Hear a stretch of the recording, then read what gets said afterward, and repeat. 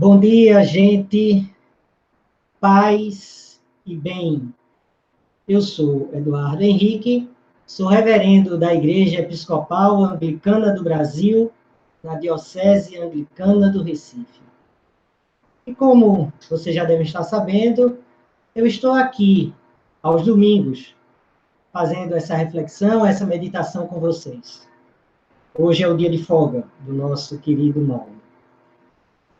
E trazendo a essa reflexão de hoje, ainda sobre o clima do falecimento do netinho, né, o Arthur, netinho do Lula. Realmente, o sábado foi muito difícil, né? De um sábado perpassado pela dor da perda do Arthur, mas também pela percepção do ódio, né? Veiculado em redes sociais contra o Lula. E, particularmente, toda essa parafernália que foi montada para que o Lula pudesse ir para o sepultamento, né? No caso, o velório de Arthur. Em conversa com Mauro, ontem, nós pensamos conjuntamente sobre o dia de hoje. E a reflexão é que essa perplexidade da sexta-feira e também a do sábado, ela precisa ser atualizada, precisa ser vivenciada de uma forma diferenciada a partir dessa perspectiva da espiritualidade plural, dessa espiritualidade do amor e da paz, não é? Daqueles que se comprometem com a justiça, com o bem. E dentro dessa perspectiva, cheguei até a pensar em falar sobre carnaval, sobre a espiritualidade do carnaval. Mas acho que é muito oportuno a gente aproveitar a leitura, a leitura que a gente vem fazendo, né, do lecionário, a leitura do domingo. Sabendo, inclusive, que a leitura da Igreja Episcopal Anglicana do Brasil se difere um pouco da leitura da Igreja Católica Romana neste domingo. A leitura que é realizada no lecionário da Igreja Episcopal Anglicana do Brasil é a leitura da Transfiguração. E dentro dessa perspectiva, eu acho muito oportuno, em vez da gente discutir, que é um tema que seria fabuloso, trabalhar a perspectiva da espiritualidade presente no Carnaval, a gente trazer essa leitura da Transfiguração.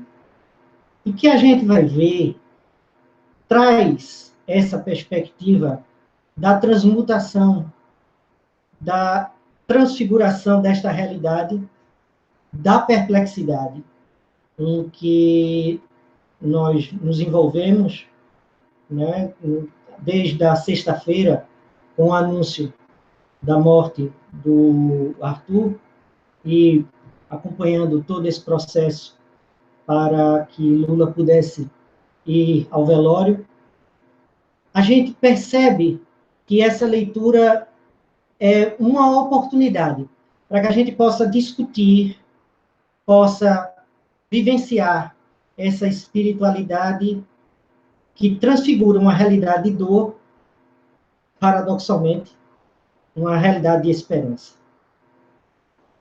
Eu vou me permitir ler, né, a leitura de Lucas 9, a partir do versículo 21.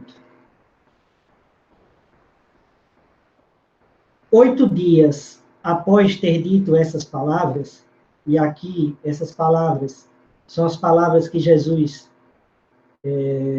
tinha dito a respeito do seu segmento, né? Quando ele pergunta aos seus discípulos o que é que as multidões dizem que eu sou, Pedro responde: tu és o Messias de Deus. E ele diz: pois é, O Filho do Homem deve sofrer muito, ser rejeitado pelos anciãos, chefe dos sacerdotes e doutores da lei, ser morto e ressuscitado ao terceiro dia. Quem quiser vir após mim, renuncie a si mesmo, carregue sua cruz e cada dia me siga, pois quem quer salvar sua própria vida, a perderá. Mas quem perder a própria vida por causa de mim, por causa desse evangelho do amor, a salvará. Então, foi essas as palavras que ele disse. Então, 8 dias após, Jesus tomou consigo Pedro, João e Tiago e subiu a montanha para rezar. Enquanto rezava, seu rosto mudou de aparência e sua roupa ficou branca e brilhante. E eis que 2 homens conversavam com ele, eram Moisés e Elias, que apareciam gloriosos e falavam do êxodo dele, que aconteceria em Jerusalém. Pedro e seus companheiros dormiam profundamente. Quando acordaram, viram a glória de Deus e os 2 homens que estavam com ele. Quando os 2 iam se afastando, Pedro disse a Jesus: Mestre, é bom estar aqui. Vamos armar 3 tendas, uma para ti, uma para Moisés e outra para Elias. Ele não sabia o que estava dizendo. Ainda falava, quando veio uma nuvem e os cobriu com sua sombra. Ao entrarem na nuvem, ficaram com medo. E veio da nuvem uma voz que dizia: Este é o meu filho escolhido, ouçam-no. Assim que a voz se ouviu, Jesus ficou sozinho.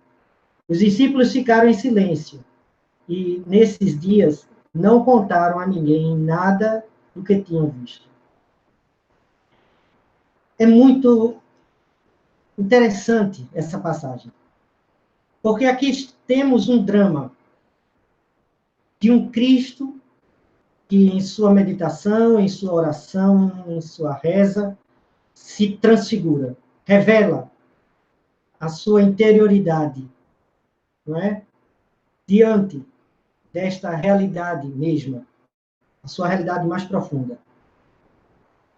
E aí, os discípulos, vendo que ele estava acompanhado de Moisés e Elias, ou seja, a lei e os profetas, Pedro, diante dessa situação, disse: vamos fazer uma tenda para você, para o Senhor, para Elias e para Moisés.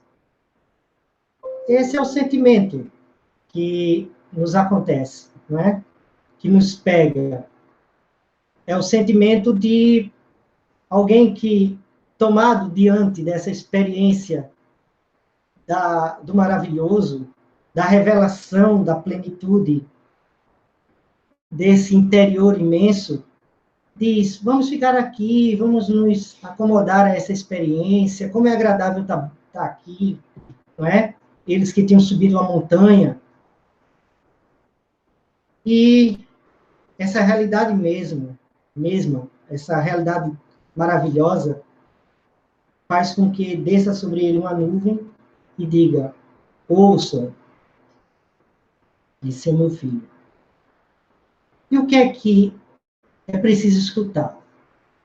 É preciso escutar a realidade mesma dos acontecimentos que estão acontecendo diante dos nossos olhos e que transfiguram esta realidade de perplexidade, de ódio, não é? De desamor, de apatia, e faz com que dessa perplexidade possa surgir a indignação. E aqui eu trago aquilo que está acontecendo, e eu também falava com o Mauro sobre isso, em todo o Brasil, neste carnaval, não é? Desde os desfiles de escola de samba, passando pelo carnaval de rua daqui de Recife, Olinda, Belo Horizonte, São Paulo, as pessoas se manifestando contra o arbítrio fascista, contra a intolerância, contra esse clima gerado a partir da eleição de Bolsonaro. Eu acho que é importante a gente perceber isso.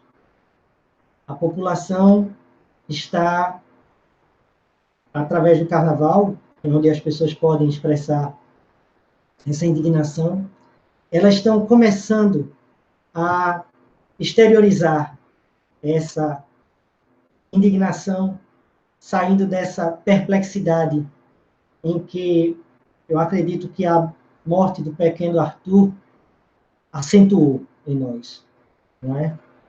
Fez com que surgisse essa onda de ódio contra o pequeno Arthur e o Lula. E aí a gente tem que perceber a profundidade desses acontecimentos.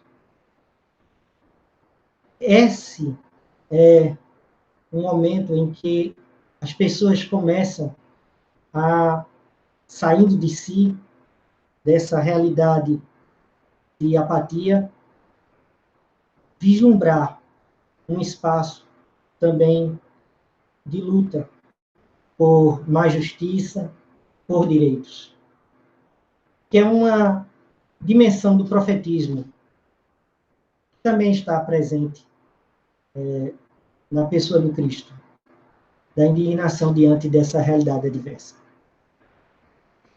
E é dentro desse espírito, esse espírito que não é, testemunha esse amor, essa paz, mas que também reconhece e acolhe a indignação diante da injustiça, do mal, do ódio, que a gente precisa se abrir a essa interioridade, olhar essa face transfigurada do Cristo, se fixar nesse amor que precisa ser vivenciado.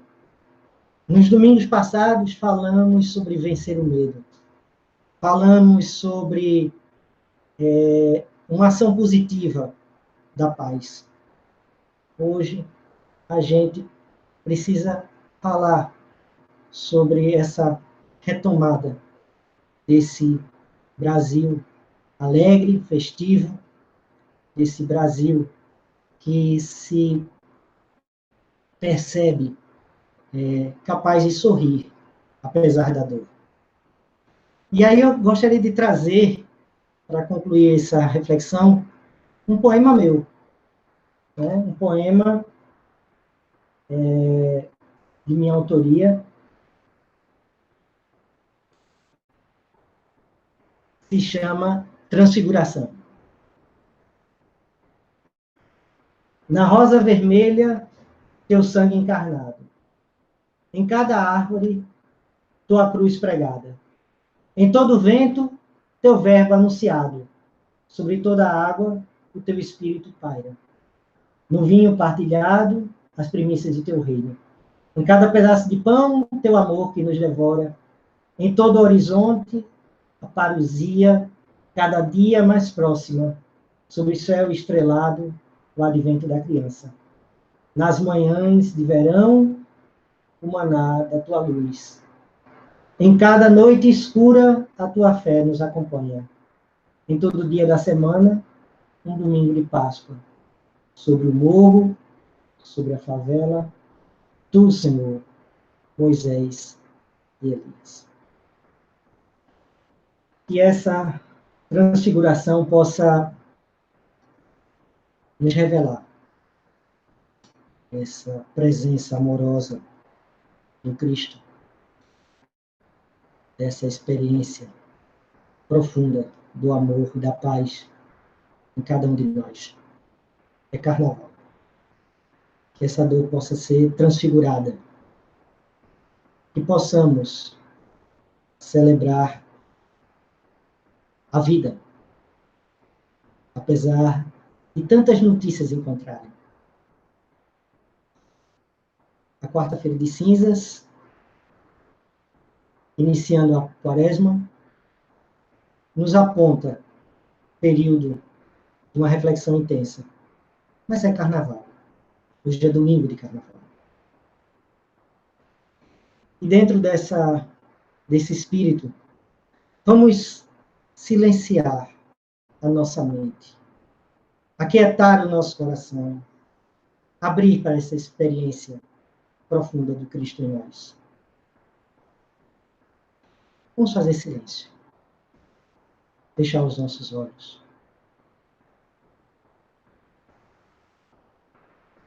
Respirar. Mentalmente, entoando um mantra, uma palavra. Dentro da meditação cristã, a palavra Maranata. Mas pode ser Jesus, pode ser Amém.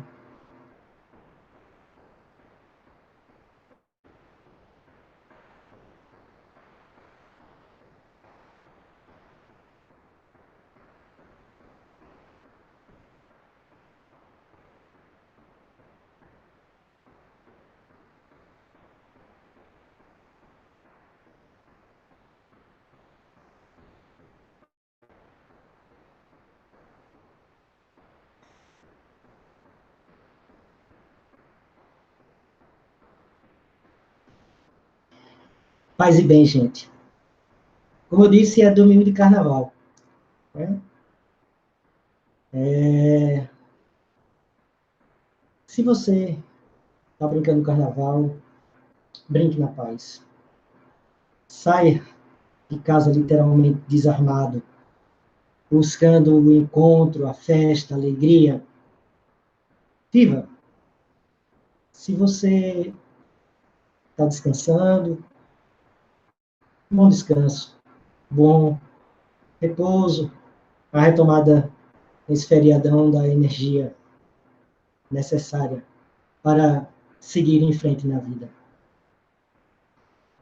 Paz e bem, irmãos e irmãs. Que seja verdadeiramente um dia abençoado.